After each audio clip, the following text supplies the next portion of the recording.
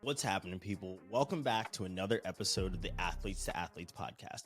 My Black History Month conversations keep rolling today with Tarrin Morgan, who I heard speak on a panel at the Black Sports Business Symposium last year and had a chance to connect with.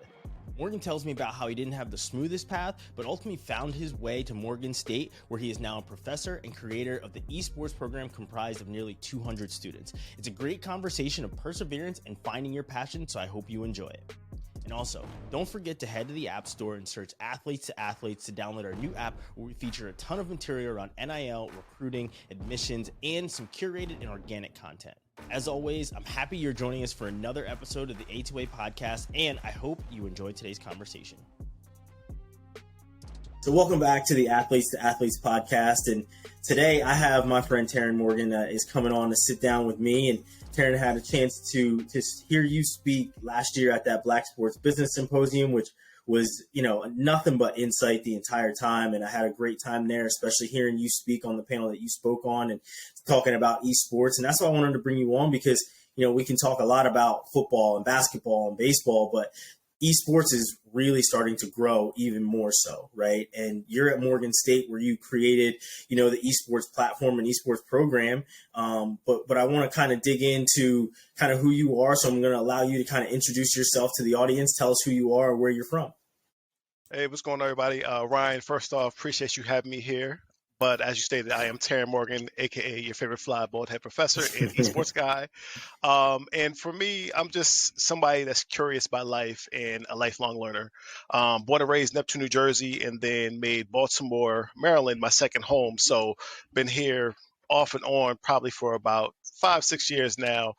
Lifelong educator. I was a camp counselor as a kid.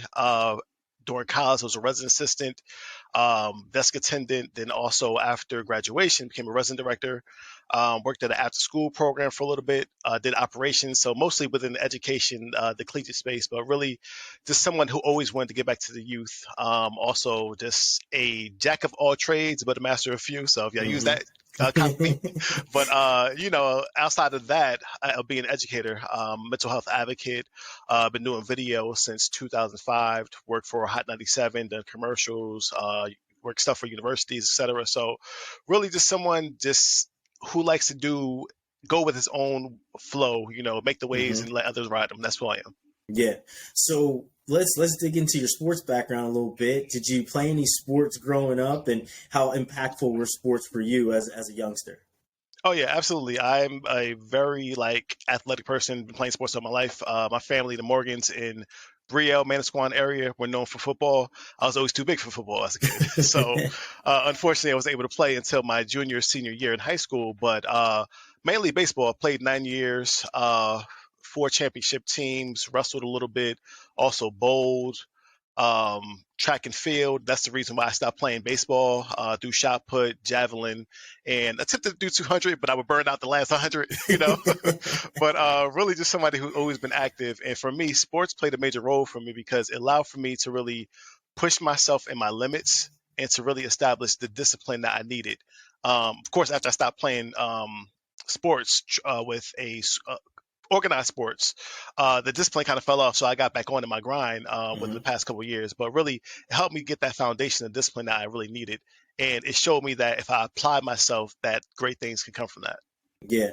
So as a young athlete, was coaching and being in the educational field kind of the route that you wanted to take?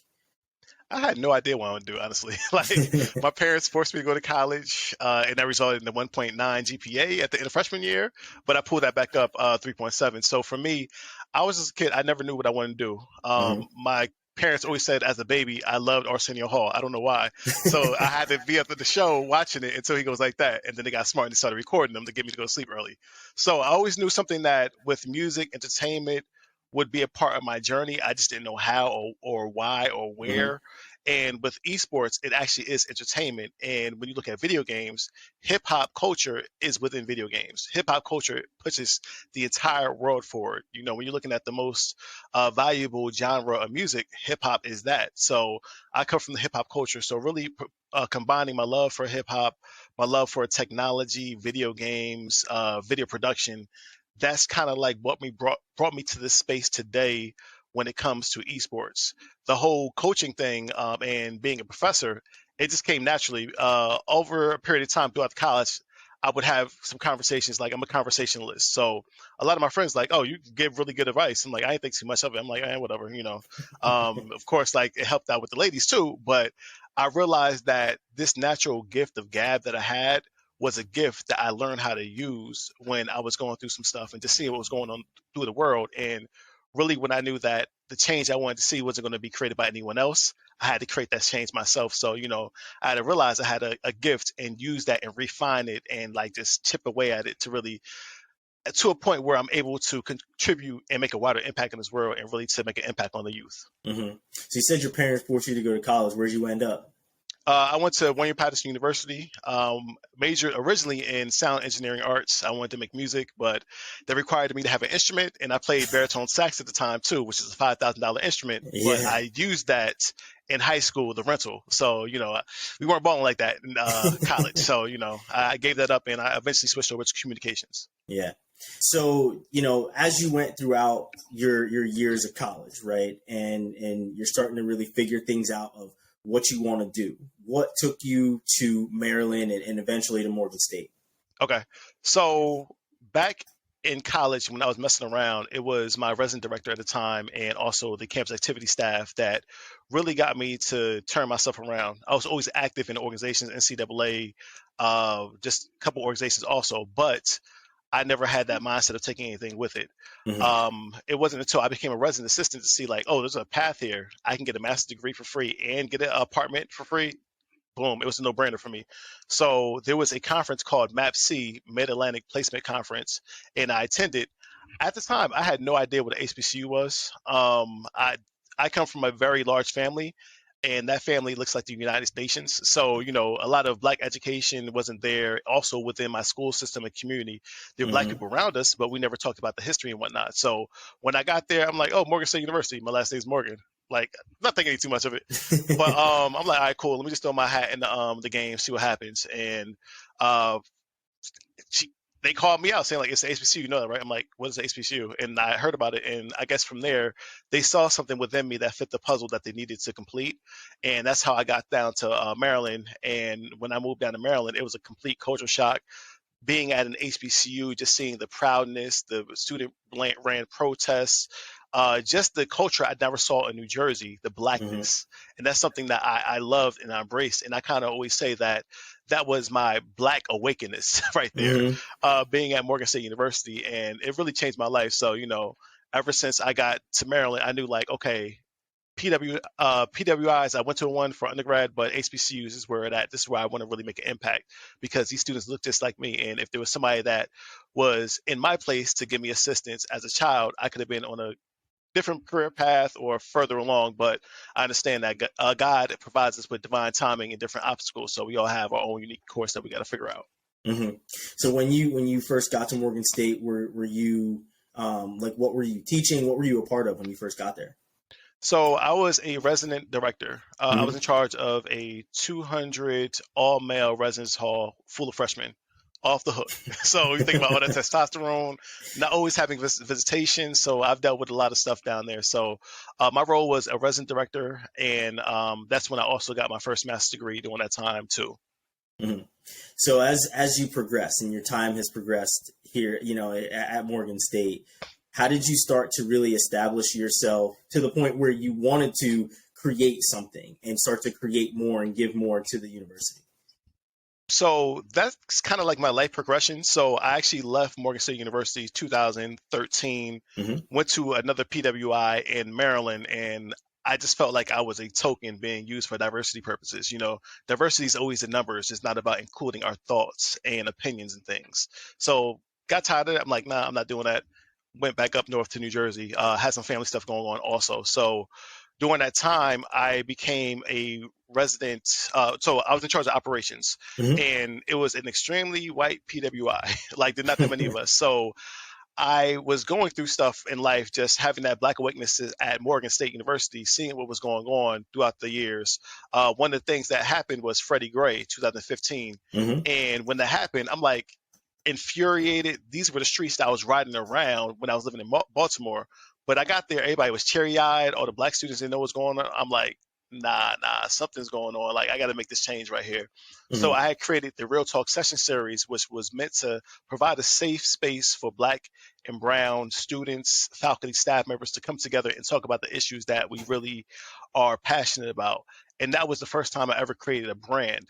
And with that, I had no background in creating my own business. I had no background on conversations. I was always behind the camera. I was never the type of person who wanted to be speaking in front of people. Like, when I spoke in front of people, I'll be shaking. And that was kind of like my point of like, okay, this feels uncomfortable, so I know that this is important for me to continue to pursue, because you can't grow within your comfort space. So that was something that I did. And then I actually had some mental health issues, extremely overworked, underpaid, undervalued. And it was to the point where, like, I was just exhausted. I was finishing my second master's degree during the time too. And just dealing with the university leadership at the time, it wasn't conducive to my mental health. So I actually developed depression, anxiety, and dealt with some suicidal ideation for a little bit. And I went on disability because I went to the hospital and thought I was having a heart attack at the age of 29. So during that time, I'm like, okay, I can't keep doing this. The passion wasn't there for education anymore. So that's when I really had to do some soul searching. And like, really, that's when I had my spiritual awakening, in a sense. So during that time, I saw, okay, I built the Real Talk Session Series, which was a space to create a space for us to talk. But then I realized that any problem in society is something that you can capitalize if you have a solution on.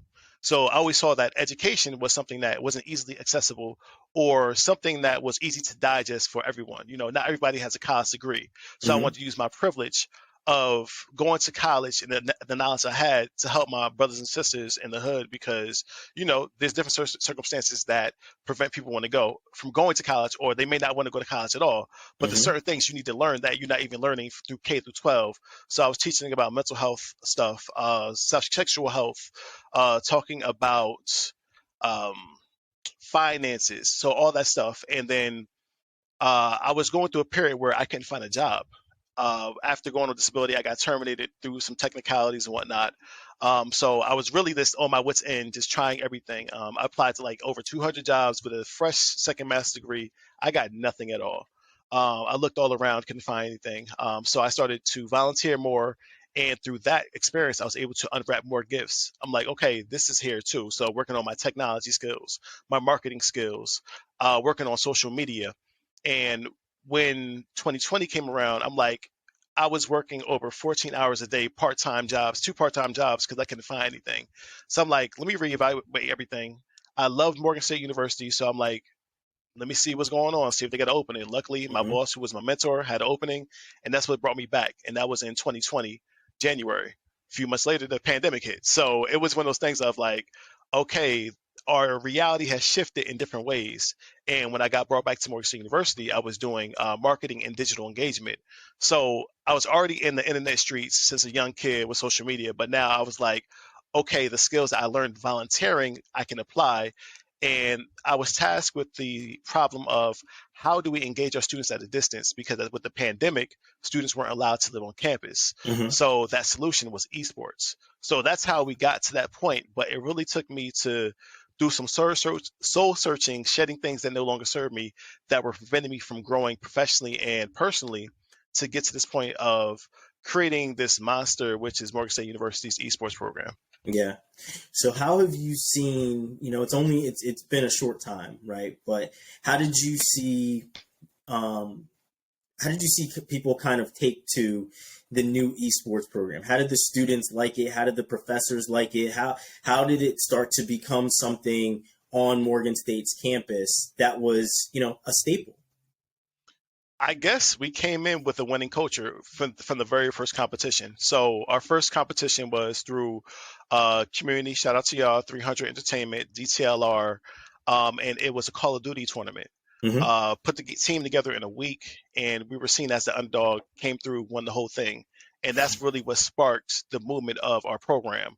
And ever since then, fast forward to today, we have 165 students, now have 7 championships, waiting for 2 more to come in because, we speak into existence. Yeah. And then also having students doing research at University of California, Irvine, getting master's degrees. So really just talking about what we were doing was the way we're getting buy-in internally and externally. I always say that you can have the best pizza, but if you're not talking about it, nobody gonna know. So it's really one of those things of like, if you don't have an ESPN that's covering you, these different sports sources, you have to be your own media journalism to put yourself out there, what your students are doing and the program's doing. It's received extremely well by professors, the students, all that stuff.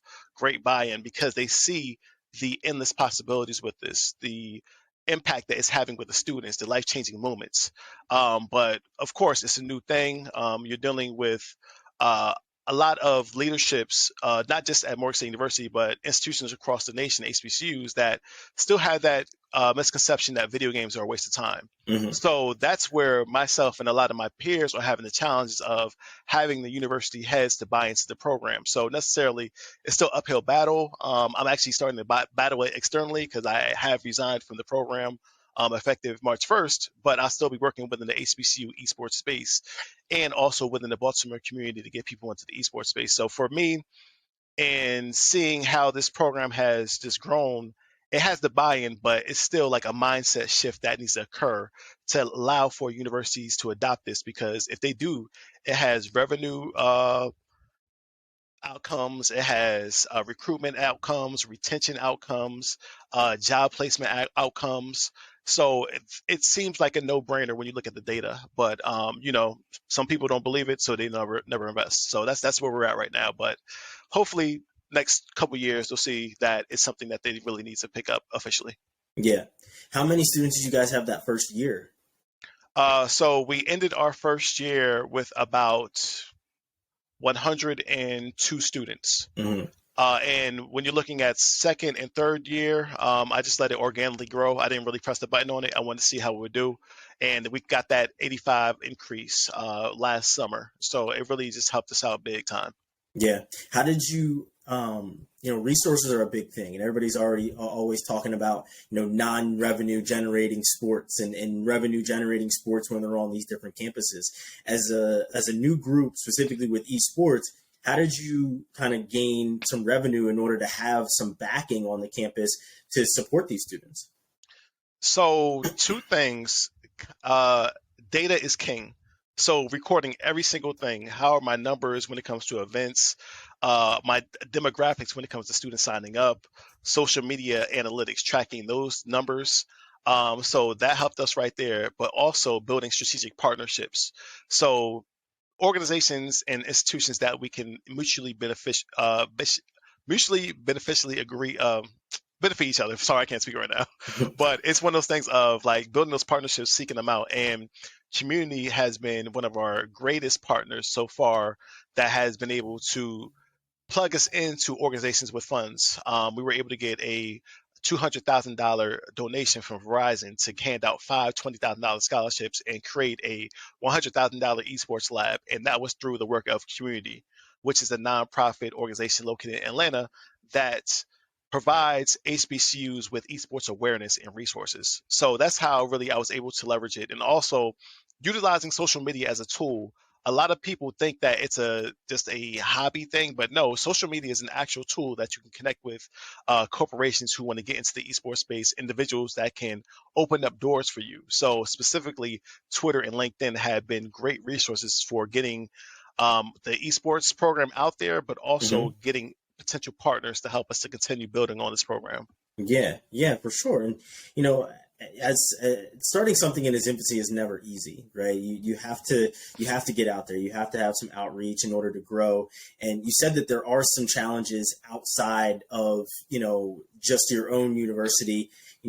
What would you say is one of the biggest challenges? I know you mentioned mentality of around gaming, but how would you combat these, and how are you combating some of these challenges to change people's mentalities? And what are those other really big factors that are keeping people from investing in esports? Some of the big factors, I guess, is like the volatility. Mm-hmm.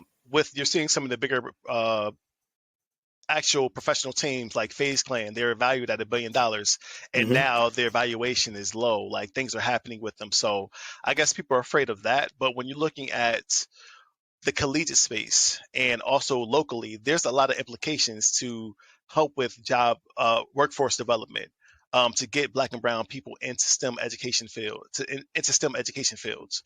So those are some things that are benefits of being involved with it. But I guess also like people who are running these esports organizations often are younger individuals who don't have the business sense. They know the gaming culture, but they don't know the business behind it.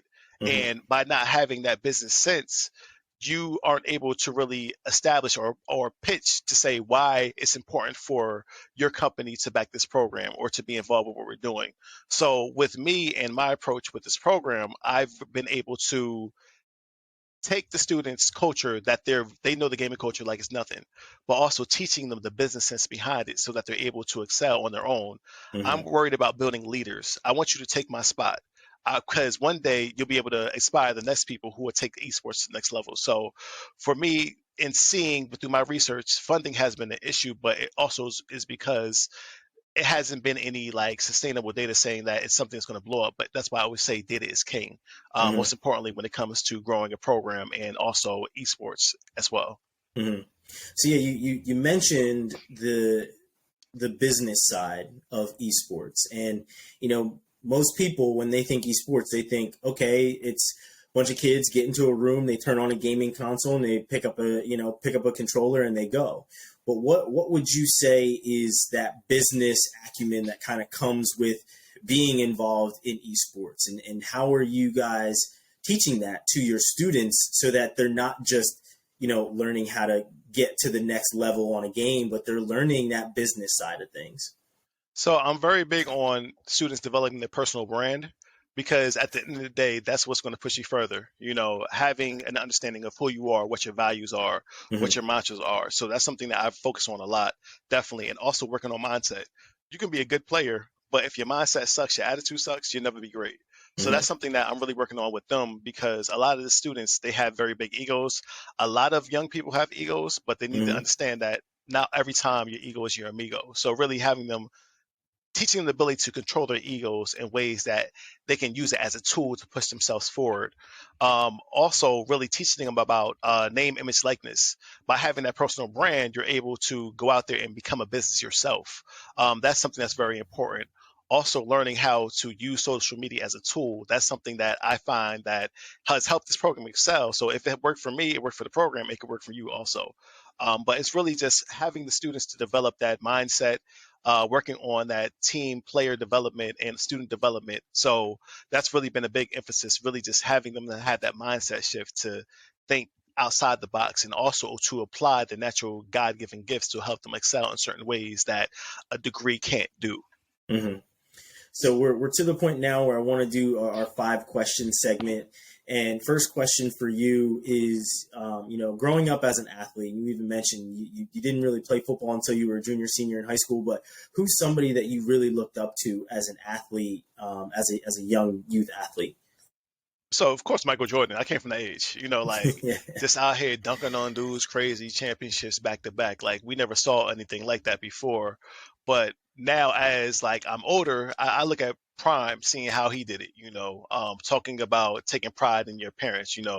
You feel good, you play good, you they pay good. So Mm-hmm. it starts with looking good and all that stuff. So really having those things, and also wrestling. Wrestling was a big like something that shaped me a lot to learn how to use your personality, that alter ego, really, to get out there. Because I'm a very introverted person, but when the cameras come on, you can't be that way. So it taught me Mm-hmm. how to utilize personality and over exaggeration sometimes, really. So just Michael Jordan, Deion Sanders in wrestling. That's my thing. Yeah. Yeah. Second question for you is, once you got to Morgan State, you mentioned just that atmosphere was invaluable, right? It was a huge culture shock. It's something you had never been around. Who's somebody that was at Morgan State that really took you under your wing and really showed you the ropes once you got there? That's my director, my mentor, Dr. Douglas Gwynn. Back in the day, I never had any interest in finance, but he would actually sit me down and go over the budget. I'm like, why are you teaching me this? Like, I have no interest in this. But like, now that I'm thinking about it, it really helped me out when you're building a budget for a program or for a business. You have to learn how to do a budget. You're doing grants. You have to learn how to do a budget. So that was something big and just really helping me to develop and understand what it means to be a man, not just talking about career stuff, but talking about like, oh, how I met his wife and how he's still courting his wife day to day. So that's somebody that's really been influential to my development as a professional, but also as a man. Mm-hmm.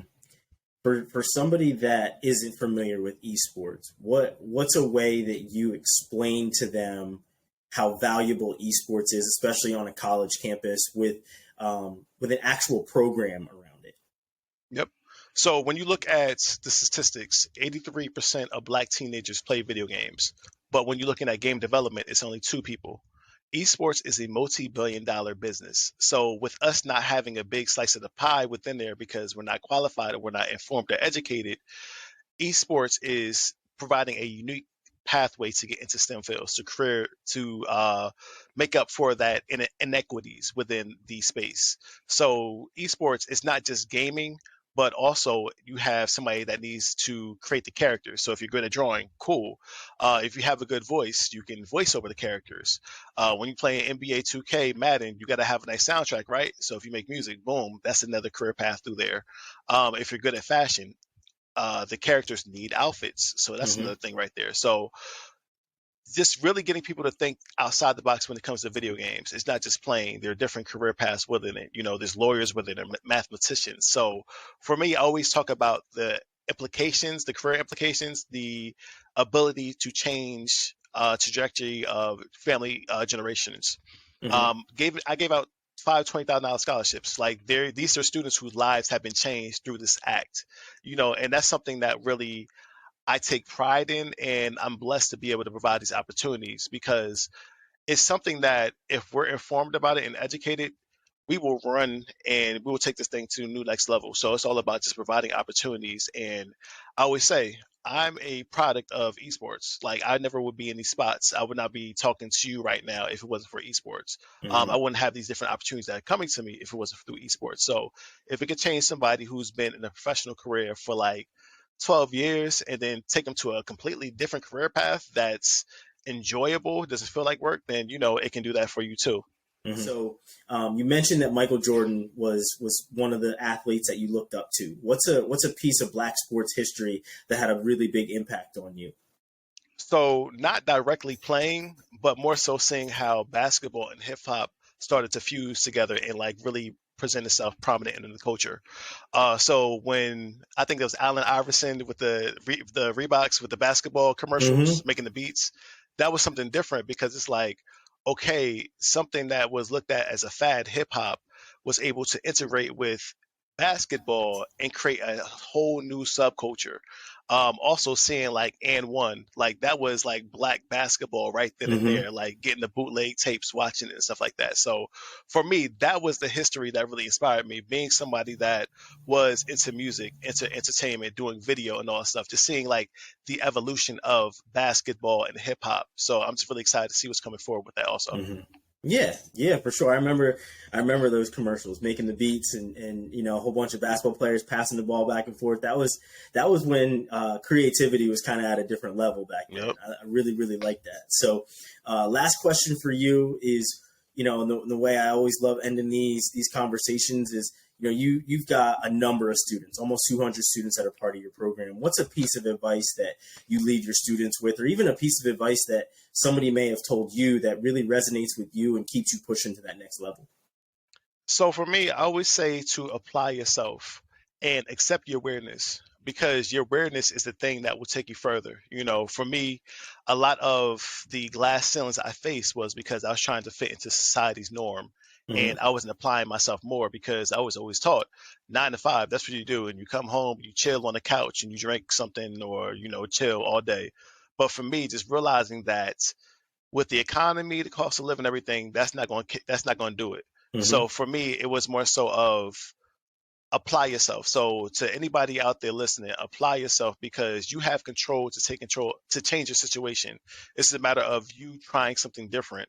And when I say trying, actually working towards doing it. Because if you say you're trying to pick up a phone, try to pick up a phone. You're not actually going to do it.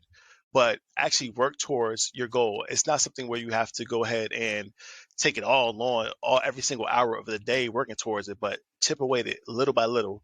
Building is built brick by brick. So look at it the same way. Just really accept your awareness and apply yourself. Your awareness it unravels that gift that's within you. You know, God puts the gifts within us, but it's up to us to actually unravel it. So by accepting your awareness, being who you are, and applying yourself, that will take you further than you ever expected. Yeah. I mean, you're absolutely right. You definitely have to be where your feet are, right? You got to apply every single one of the gifts that you're given. And Tarrin, this has been a great conversation. I'm really glad that we got to chop it up and catch up and everything else. Hopefully I get a chance to see you again soon at the symposium. And, you know, before I let you go, you know, you want to leave us with any remarks about esports or how people can get involved or what type of literature they should be looking up so that they're a little bit more informed about esports? Yes, so definitely make sure you are following the myself and the Morgan State University Esports page. So my page, Tarrin Morgan, Tarrin Morgan, one word, and then MSU Bears Esports. I'll be posting through these pages about different opportunities when it comes to esports, education, all that good stuff. But really just doing your self research, that's something that's really going to get you out there. If you see someone playing esports, talking about esports online, follow them. Just follow the drip, see where it's going, and you'll find your interest. And really just experiment. That's something that's really important. As far as resources to learn more about esports, my go-tos are Esports Academy by James O'Hagan, and then also the DLC Drop by John Davison. These are two resources that I've used, and they provide me with a lot of great knowledge. And Twitter, that's one of the greatest sources. Hashtag Esports EDU. There's a lot of resources there, a lot of amazing people that you can meet also through that place. And don't be afraid to reach out to me too. I'm always willing to help anyone else out. And that's one of the beautiful things about esports space. A lot of people are willing to help you, to talk to you, have a conversation with you, to give advice. So, you know, don't be afraid to shoot your shot, to have a conversation with somebody. That's awesome. That's awesome. We'll definitely be on the lookout for even more things that you're bringing to the table, Tarrin. This has been great. I really, really appreciate you joining me today. And we'll be talking to you again soon. But good luck to all your next endeavors and everything else. Again, I appreciate you joining me. Thank you, Ryan. Appreciate you. Thank you for listening to another episode of the Athletes to Athletes podcast. I hope you enjoyed today's conversation. To engage with everything the A2A platform has to offer, go to the App Store and search Athletes to Athletes to download our new app. You can check out our educational material, and you'll ensure that you don't miss when a new episode of the A2A podcast drops. Again, thank you for listening. We'll see you again next time.